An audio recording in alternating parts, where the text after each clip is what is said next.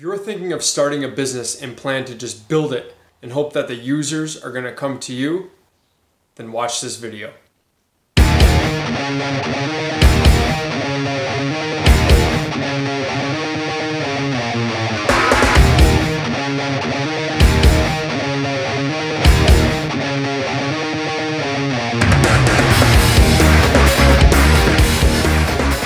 Having a build it and they will come mentality. It's not the way to go. Here's the reality of getting started. You need to build something that actually matters. So you often hear people say, follow your passion and you'll never work a day in your life. But let's think about that for a second. It's certainly better to do work that you love versus work that you hate. But if your passion is to make snow angels in the sand, there's a good chance you don't have a business model. And guess what? Without a business model, you don't make money. And at some point, a business is going to have to make money in order to survive. And the flip side of that is hearing, solve a need and your business will flourish. This is partially true, right? Like solving a need will yield more revenue, but if you don't have the passion to go with it, there's a good chance you won't make it in the business very long. That's why having a passion for what you're doing and solving a need is your ideal situation. Because starting a company is fucking hard. Like, really hard. And you have to be able to put in the work. You're gonna have long hours, less sleep, more stress, less time with your family, and less time with your friends.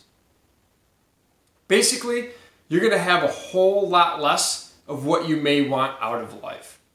So if you don't have the passion to go along with your idea that solves a need, you won't be able to deal with the hard part of starting something new.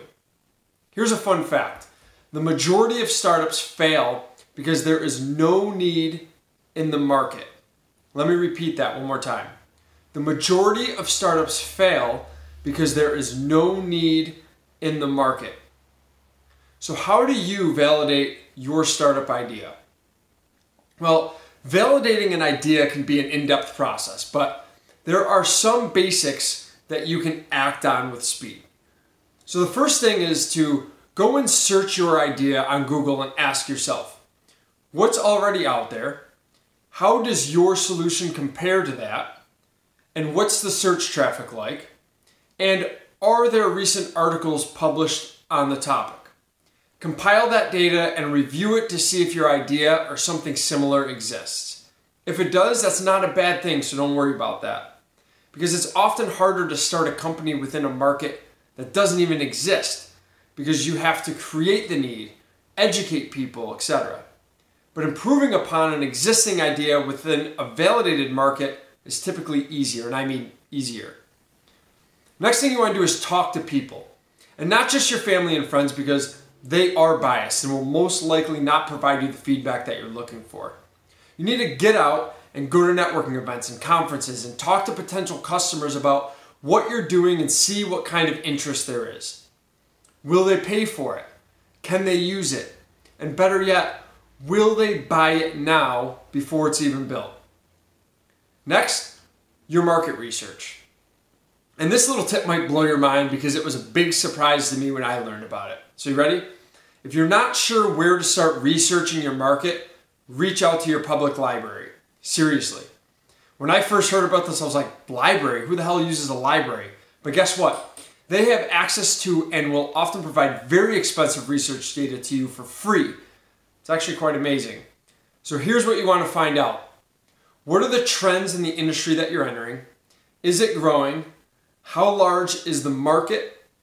Is there room for you to enter and take a big piece of it?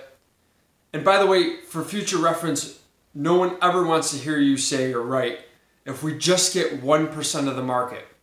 Don't say that. Investors don't want to hear it. The market doesn't want to hear it. Next, build an MVP. And if you're not sure what an MVP is, I suggest you go and read The Lean Startup before doing anything else. And I'm going to put a link to that book in the description below. So once you've read the book, if you need help building your MVP, Go and source freelancers to help you with the skills that you lack.